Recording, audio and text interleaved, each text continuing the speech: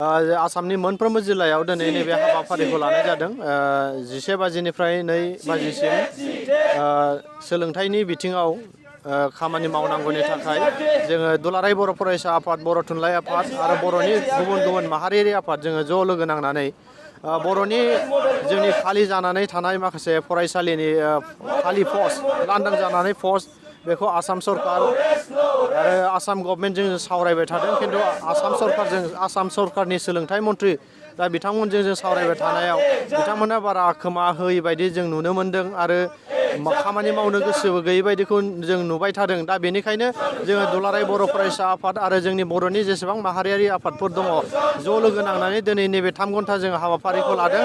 दा बेवहाय जोंहा माखासे डिमान्ड दङ। जोङो आसाम जुडिसियेल एग्जाम, दा बेवहाय जोङो बर' लेंगुवेज एबा बर' रावखौ थिसननांगौ आनजादाव आरो सिटेटआव जोंनि बर' बिजोंजों जों लिरनो मोननांगौ, जों बेखौ डिमान्ड होदों। आरो 35 खान गोदान मडेल हाइ स्कुल गायसननांगौ बेखौबो डिमान्ड होदों।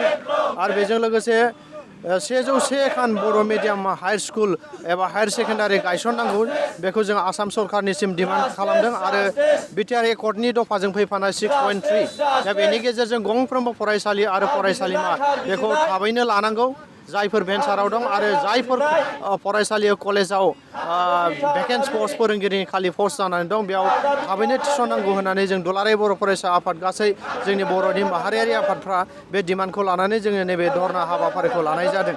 दा बेजों लोगोसे जोङो नुनो मोन्दों आसाम सरकारजों आसामनि सोलोंथाइ मन्थ्रिजों सावरायनायाव जोङो नोजोर बोनानै बुंबाय थादों जे जोंनि बर' बिजोंनि फरायसालिफ्राव गुदि फरायसालिनिफ्राय गोजौ फरायसालिसिम जे टेटनि फोरोंगिरि थिसनदों बिथांमोना, खिन्थु बेवहाय ओरैबायदि टेटनि फोरोंगिरिफोरखौ हरदों जाय बिथांमोना बर'नि राव फंसेबो रायज्लायनो रोङा, बर'नि बिजाब फंसेबो रायज्लायनो रोङा।